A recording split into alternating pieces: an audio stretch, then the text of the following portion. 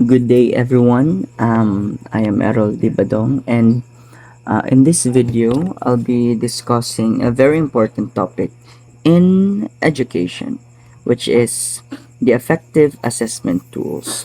When we talk about assessments, most of the people or the students immediately think about tests or mga quizzes or mga exams. Pero hindi lang yon lahat academics. The most important also sa pag-learn ng mga estudyante is uh, their emotions, their feelings. Students are not machines. They also have uh, feelings. They also have motivations. They also have attitudes and personal beliefs that can also affect how they learn in every single day. So, in this presentation, we will explore the different tools that help teachers understand this emotional and attitudinal aspects of learning. We will also discuss why honest responses and genuine anonymity are essential, and why results from effective tools should focus on groups, not on individual. Before we delve with our lesson, here are our intended learning outcomes. You guys can just read our intended learning outcomes. To start, what are the effective assessment methods? Effective assessments methods allow teachers to measure students' attitude, interest, and values. Those are not cognitive skills but emotional and personal aspects that influence learning.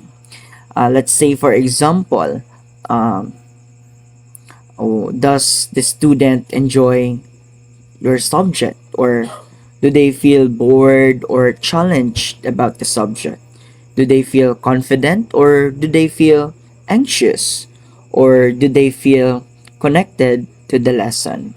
So these feelings matter because they shape students' motivation, participation, and overall learning behavior.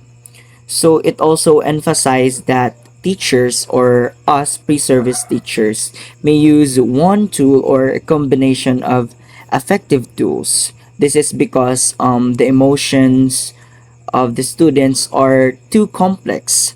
Sometimes isang tool is hindi siya enough para ma-measure natin or makita natin yung full picture ng isang estudyante. The first tool that we will discuss is the Likert scale. I know everyone have experienced or tried to answer this scale because most of our seniors in BSc Science use this scale in their research, which is to uh, measures how strong a person agrees or disagrees with a statement.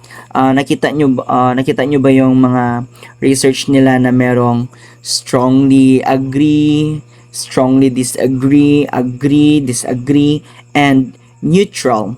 So we've tried this also sa evaluation natin with our teachers. So it is usually 5 or 7 points and quantifies students' attitudes or opinions. So it is a simple, familiar, and easy to analyze. We have example here of a Likert scale. I enjoy this subject, which is science. So some students may answer 4, or anyone who thinks or how strong they agree or disagree about this statement. So it's up to the students what truly they feel about that subject, which is the science. We have here an activity. You can try it and answer it and bring it tomorrow. Any sheet of paper, maybe 1/4 is okay.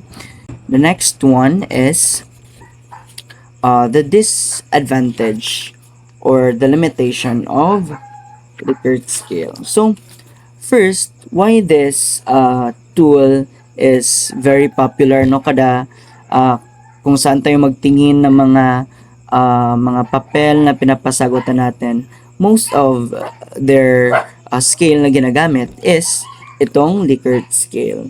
So, it is because it is simple, fast, and easy to analyze.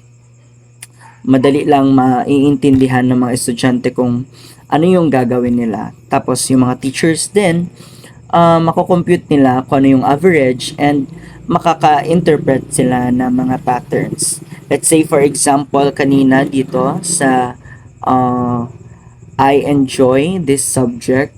Let's say for example, if yung class, ang average nila is 4.5 sa I enjoy this subject, it suggests that most students have positive attitude towards this subject, science. So, let's proceed sa advantage. No? So, the advantage of this Likert scale is, first, it is easy to design and to understand. Teachers can make items quickly and it is easy to answer. Simple check lang or shading is okay na. And also, it converts opinion into numerical data. It is excellent for statistical summaries. Next, and it provides intensity. Students can show how strong, kung gaano talaga sila nag-agree about that statements, na nag-show din ng kanilang emotions towards that matter. So the limitation is it only captures how people feel, hindi yung rason kung bakit nila nararamdaman yon doon sa matter na yon. The data is strictly ordinal, meaning the spacing between 1, 2, 3, and etc. is not equal, or it is vulnerable to several biases kagaya ng central tendency, kasi yung mga students pumipili ng neutral para lang safe lang, and then also acquiescence bias, students who always choose agree kasi hindi nila gusto mag-contradict sa teacher. So that's the advantage and limitation of the Likert scale. Next one is the semantic differential scale. Napaka-fancy niya lang pakinggan, but it is just a scale that measures attitudes by having students rate something between two opposite adjectives. Kagaya ng example dito, how do you feel about science? Ano ba siya, boring or interesting? So students can place their feeling on the line or scale between contrasting words, which is this, boring, or it is interesting. So this is an example of semantic differential scale. The advantage of this semantic differential scale is it captures subtle emotional responses.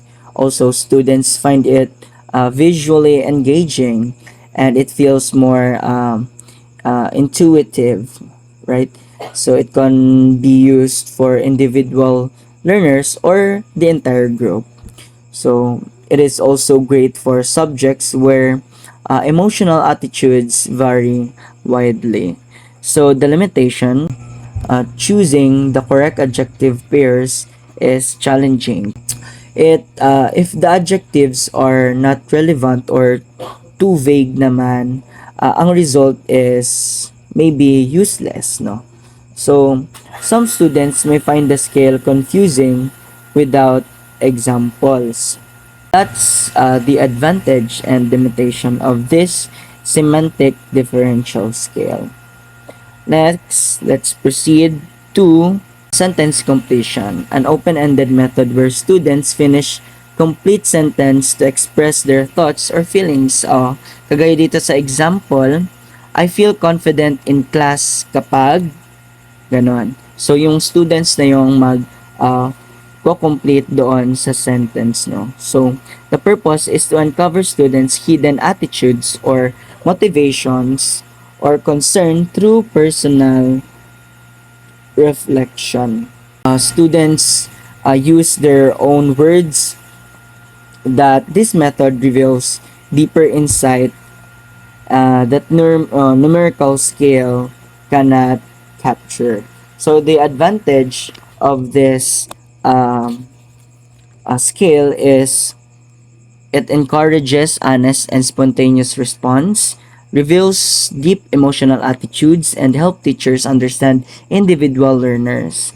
The limitations naman is responses can be difficult to score objectively kasi iba-iba naman talaga yung mga thoughts ng mga estudyante. And students may respond based on what they think the teacher wants to hear, no? Kasi gusto nila maging safe or maganda yung pakitungo ng mga teachers sa kanila. The next one that we will discuss is the importance of genuine anonymity and kinds of inferences at stake in affective assessment. Sabi ni Popham 2014, accurate affective inferences requires truthful responses, and truthful responses require guaranteed anonymity.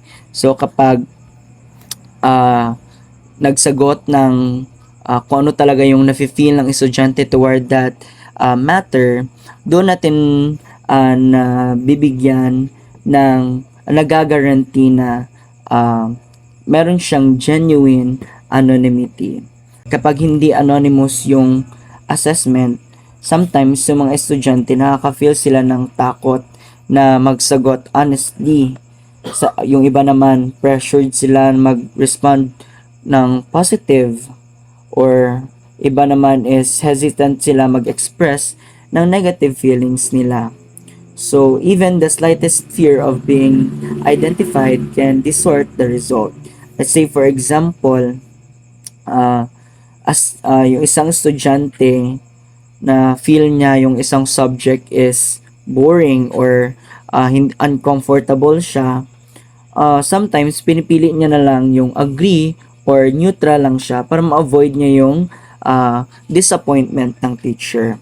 Ma-avoid niya din yung mga judgment from the class or kung sino man yung nung scale na yon. So, it is genuine anonymity nag-remove lahat ng mga fear na nafe-feel ng mga estudyante. So, this genuine anonymity, kailangan natin itong ma-improve. So, dito muna tayo sa social desirability bias. So, in responding in the way students think, the teacher wants them to respond leads to socially desirable responsive.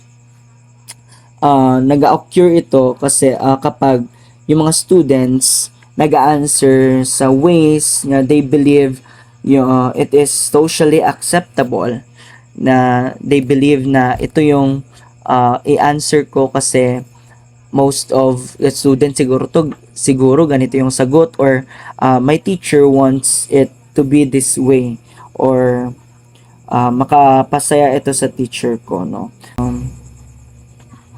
Nag-increase ito siya kasi when students believe yung answer nila ay natitrace ng mga teacher, ganito yung mga sagot nila, parang grabe ka positive, no? Kasi naisip nila na yung teacher nila is matitrace kung sino sila. So, yun yung kailangan natin ma-enhance. So, the next one is anonymity enhancement procedures.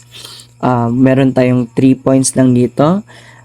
First natin i-enhance is yung direction natin. So, kailangan natin i-stress sa estudyante na kailangan nila magbigay ng honest answers. And hindi naman natin ilalagay yung pangalan nila doon sa ating assessment, no? Para ano natin yung anonymity from the word anonymous. Hindi natin ma-trace kung sino yung mga estudyante na nagsagot ng ganito or ganyan. Next is yung response restriction. Yung gawin natin na assessment is nag-allow lang ng check marks or nag-circle. So, as much as possible, we need to avoid yung handwriting, yung pagsulat nila kasi sometimes, di ba tayo mga teacher, parati natin nakikita yung mga sulat ng estudyante. So, meron times na matitrace natin kasi alam natin kung ano yung writing sa mga estudyante. If writing comments naman yung kailangan mong gawin talaga, we can use separately, and yung alam talaga natin na untraceable, yung pwede din magamit tayo ng online platforms na hindi kailangan ng pagsulat nila, no, para to maintain anonymity sa mga estudyante. So, collection, sa pag-collect naman, so kailangan talaga natin i-announce ito before they begin answering the assessment. Pwede tayong gumawa ng isang Dropbox wherein they can put their answers there after they have answered the assessment, para hindi natin alam kung sino yung mga unang estudyante na naglagay. So, we can do the